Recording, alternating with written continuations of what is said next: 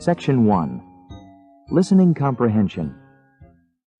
In this section of the test, you will have an opportunity to demonstrate your ability to understand conversations and talks in English. There are 3 parts to this section, with special directions for each part. Answer all the questions on the basis of what is stated or implied by the speakers you hear. Do not take notes or write in your test book at any time. Do not turn the pages until you are told to do so. Part A. Directions. In Part A, you will hear short conversations between 2 people. After each conversation, you will hear a question about the conversation. The conversations and questions will not be repeated. After you hear a question, read the 4 possible answers in your test book and choose the best answer. Then, on your answer sheet, find the number of the question and fill in the space that corresponds to the letter of the answer you have chosen. Go on to Part A. Now we will begin Part A with the first conversation. Number 1. Are Randy and his friends still going to play cards this evening? He's setting up the folding card table right now. What does the woman say about Randy?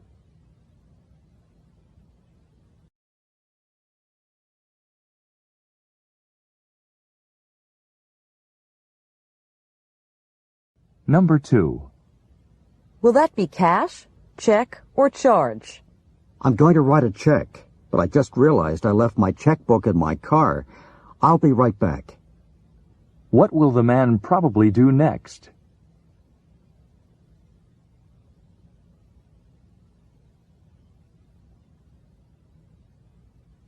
Number 3.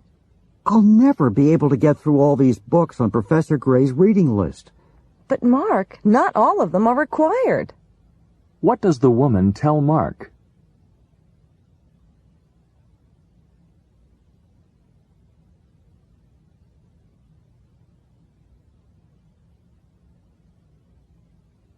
Number 4. Was there anything you didn't like about the novel? Only that it was too short. What does the woman imply about the novel?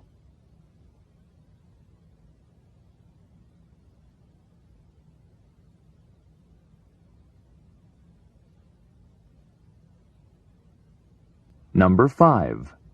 Should I fill out this form with a pen or a pencil? What difference does it make? What does the woman mean?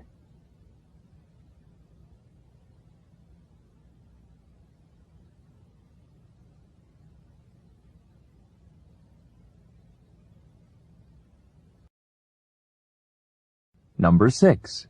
This new computer software is really easy to use. Isn't it, though? What does the man mean?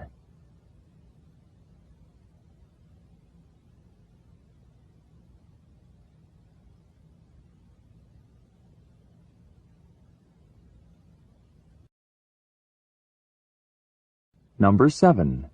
You did bring the slide projector, didn't you? I brought it, but I'm afraid it's out of order. What is the problem with the slide projector?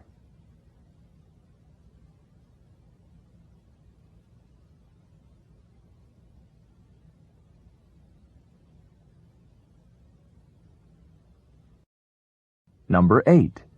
Your brother called. He wants you to meet him for dinner. Oh, really? Did he say when? What does the man want to know?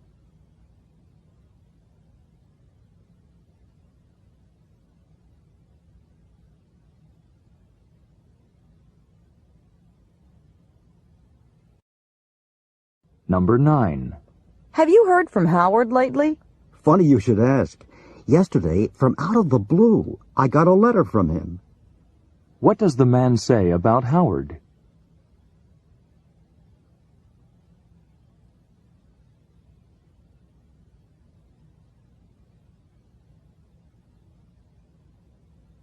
Number 10. If you don't like this studio apartment, I can show you a 1-bedroom unit up on the 3rd floor. All right. This one just doesn't have enough room for me.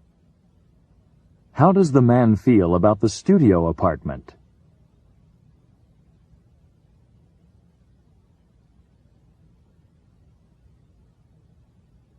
Number 11. I think I deserved a higher grade in chemistry class. Does Professor Welch ever change the grades he gives? Sure, about once a century. What can be inferred about Professor Welch from this conversation?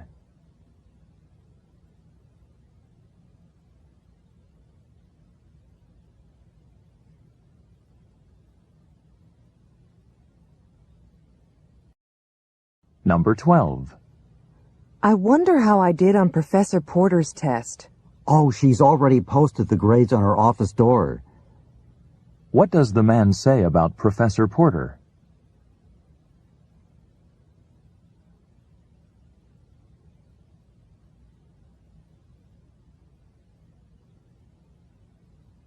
Number 13. I've invited some friends over to watch the game on television. I think I'll go out and get some drinks before they arrive here. Shouldn't you get some snacks, too? What does the woman tell the man?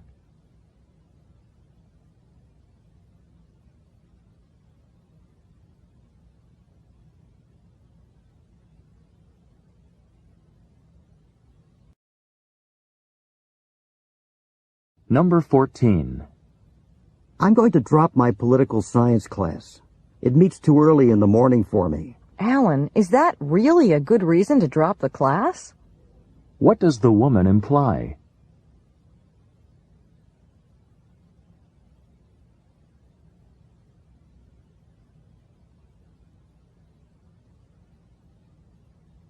Number 15. I can hardly hear anything from back here. Let's just go home. Why don't we ask an usher if we can sit closer to the stage? What does the man suggest?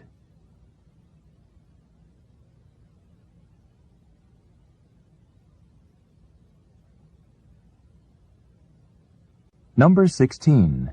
William comes up with some weak excuse or another for just about every mistake he makes, doesn't he? Wait till you hear his latest.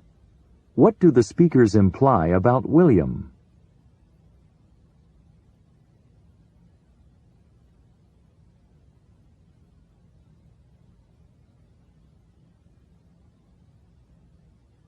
Number 17.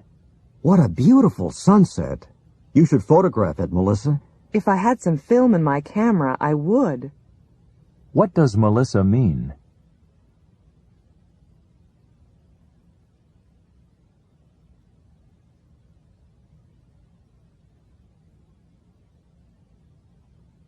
Number 18. We should be arriving at the airport in another 10 minutes. Wait a second. This bus is going to the airport? What can be inferred about the man?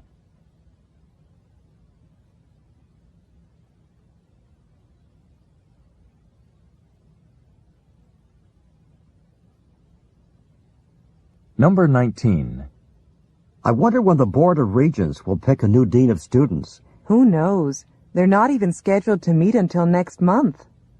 What does the woman imply?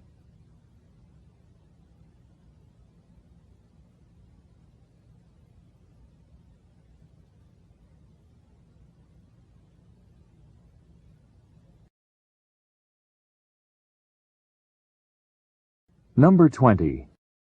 I like your new bicycle, Helen. Thanks, but it isn't new. I had my old one repainted. What can be said about Helen's bicycle?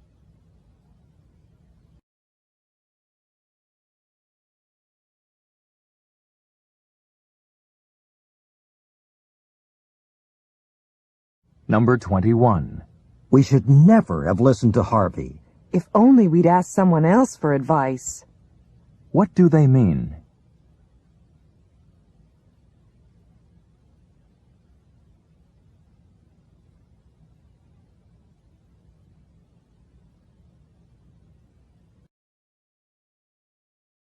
Number 22. All the people in the audience certainly seemed to enjoy the performance. Well, almost all of them did. What does the woman mean?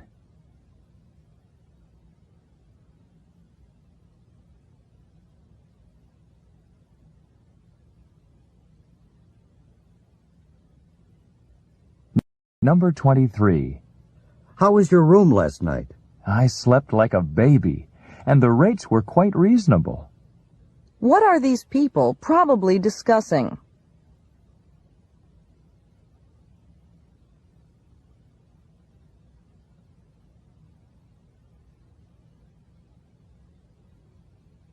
Number 24.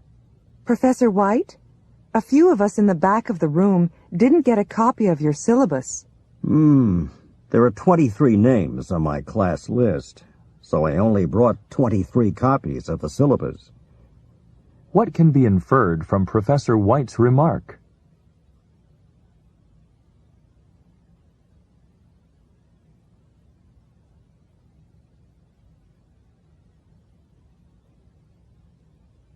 Number 25.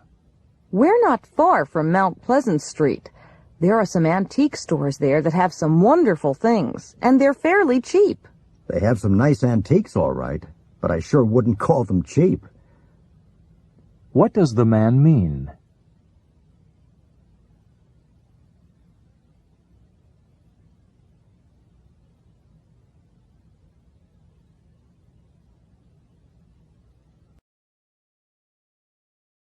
Number 26. Daniel said that San Diego is a great place to go to a conference. He should know. He's been there often enough. What does the man say about Daniel?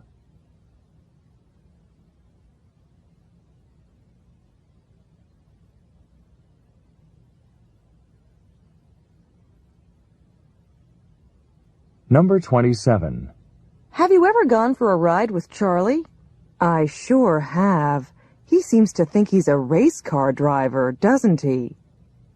What does the woman imply about Charlie?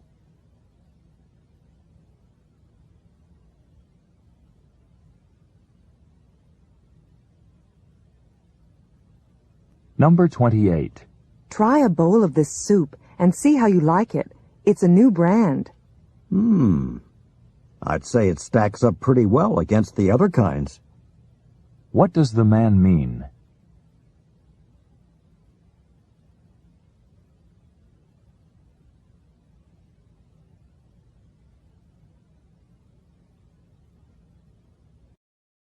Number 29. Peter is favored to win the tennis match Saturday. Oh, then that match wasn't canceled after all. What had the man originally assumed?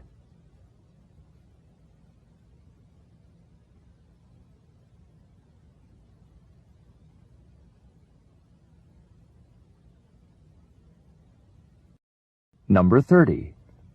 Adam, do you remember the tools I lent you when you were building those bookshelves last month? I'd like to have them back. Well, I hate to tell you this, but I can't seem to lay my hands on them. What does Adam imply?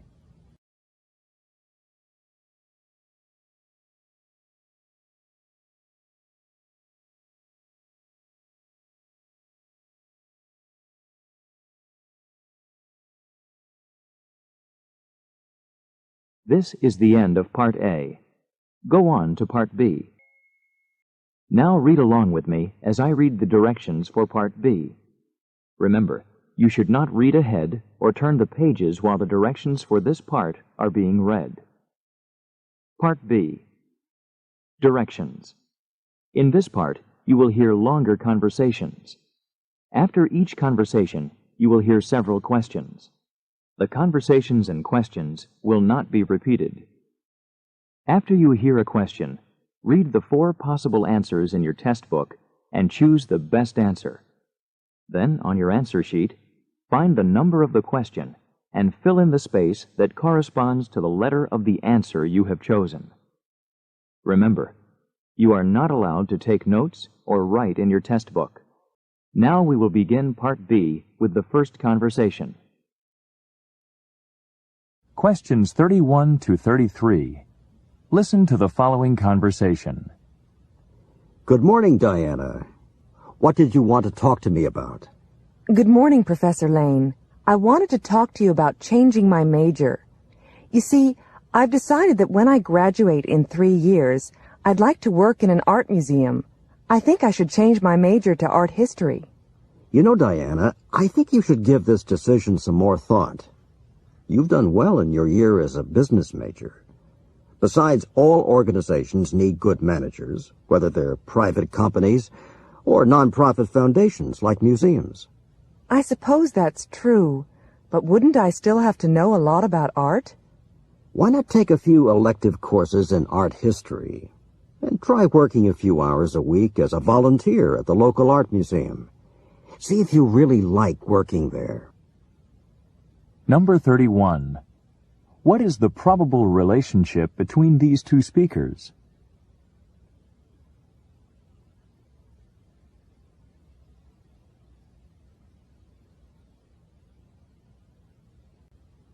Number 32.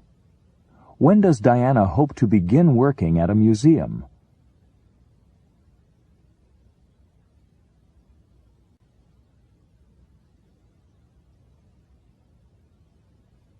Number 33.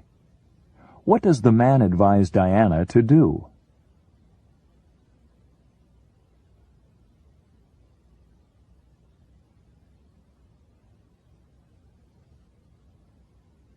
Questions 34 to 37.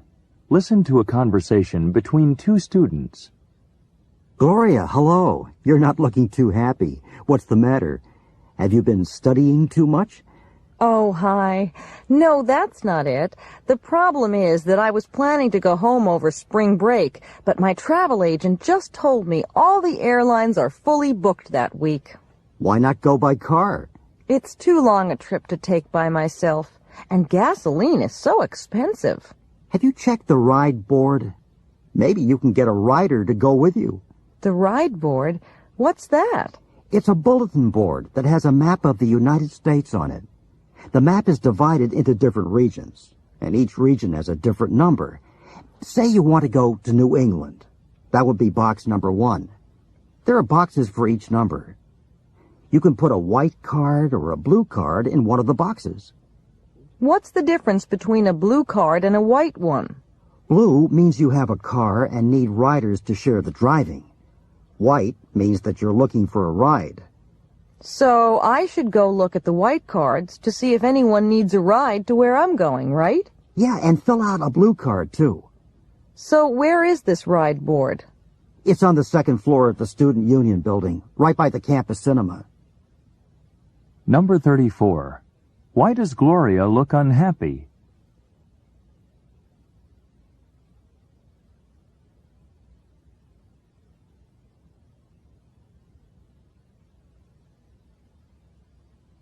Number 35.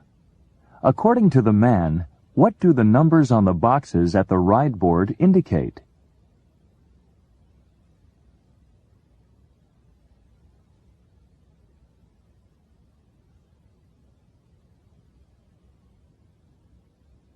Number 36. What does Gloria hope to obtain through the ride board?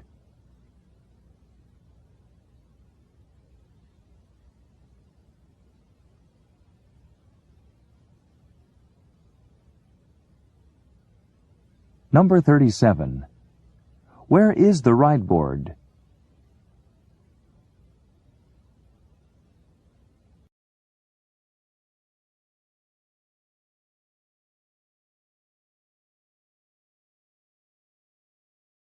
This is the end of Part B. Go on to Part C. Now, read along with me as I read the directions for Part C. Remember, you should not read ahead or turn the pages while the directions for this part are being read. Part C. Directions. In this part of the test, you will hear several talks. After each talk, you will hear some questions. The talks and questions will not be repeated.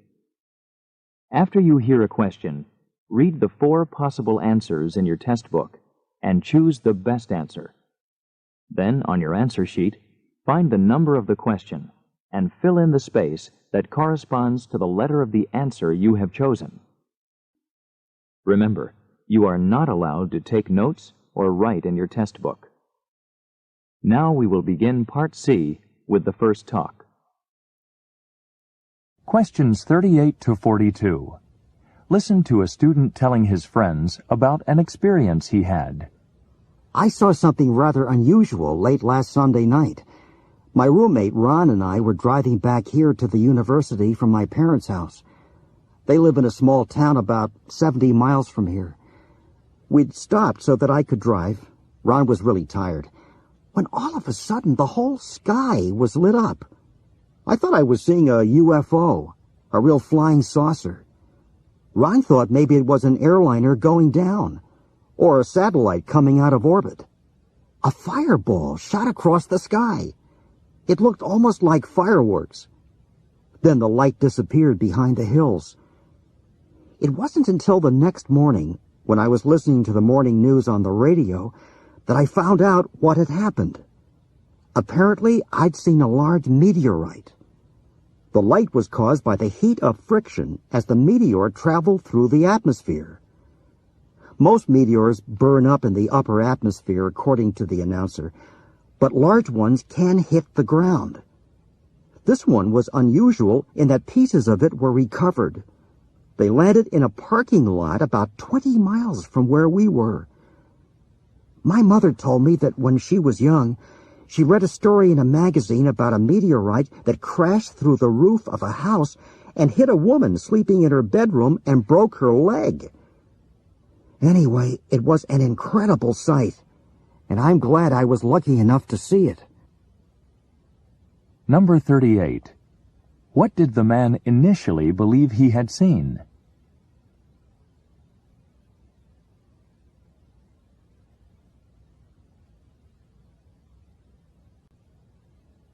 Number 39. Why had the man stopped the car?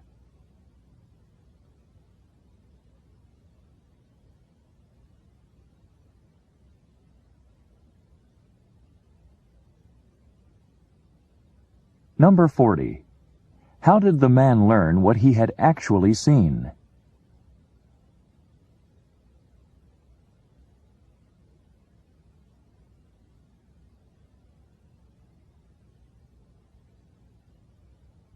Number 41. What happened to the meteor that the man had seen?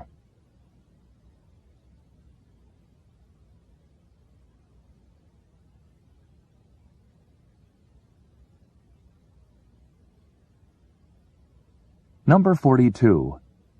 How did the man feel about what he had seen?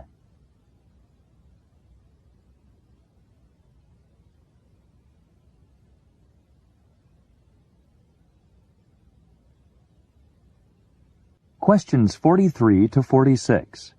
Listen to a talk given by a tour guide. Ladies and gentlemen, the bus will stop next at the Washington Monument, which honors the first president of the United States. The first stone of the monument was laid in 1848, but because of a variety of problems, work was delayed. So it was not until 1884 that the monument was completed. Imagine that! It took 36 years. And then it was another 4 years before it opened to the public. Now, if you like, you can go to the top of the monument. On the way up, you'll have to take the elevator. You can take the elevator down, too, or you can walk, if you don't mind climbing down 898 steps. The monument is made of marble, except for a tiny aluminum tip. Incidentally, before the tip was put on the monument, it was displayed around the country. Some young people jumped over the tip so that later they could truthfully claim that they'd jumped over the top of the Washington Monument. After visiting the Washington Monument, we'll be walking over to the Lincoln Memorial. Watch your step as you get off the bus, please. Number 43. Where is this talk probably being given?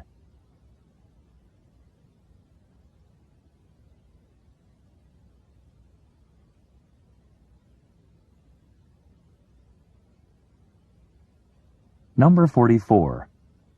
How long did it take to build the Washington Monument?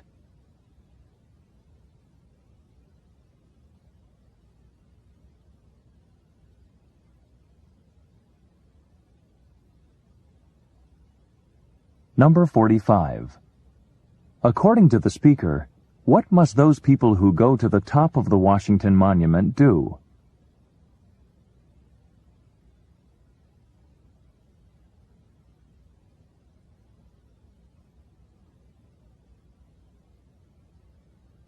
Number 46. According to the speaker, what did some young people do when the tip of the monument was displayed?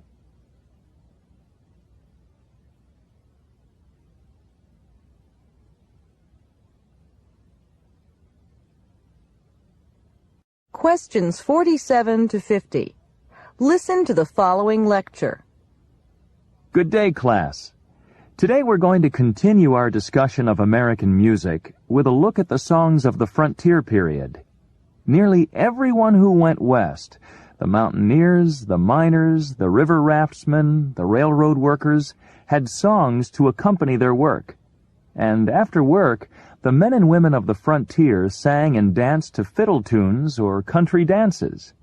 Some of these songs were new versions of old songs from Europe, while some were completely new. Some of the most popular of these songs were later used as theme songs for political campaigns. Now, we're going to listen to a few of these songs performed much as they were almost 2 centuries ago. As you listen to the recordings, notice the difference between these lively songs and the slower, more genteel music of the Eastern choral societies that we listened to in our last class. Number 47. In what course is this lecture probably given?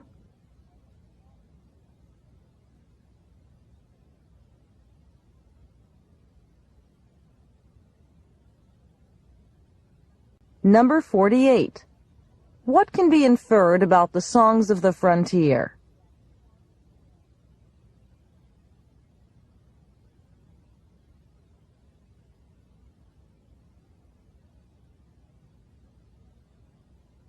Number 49. According to the speaker, how do these songs compare with the songs of Eastern choral societies?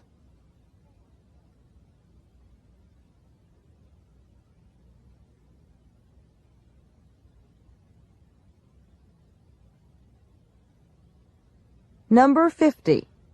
What will the people who are listening to this lecture probably do next?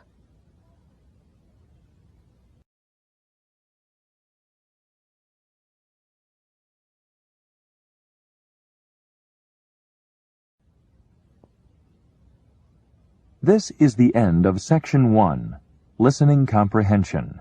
Stop work on Section 1.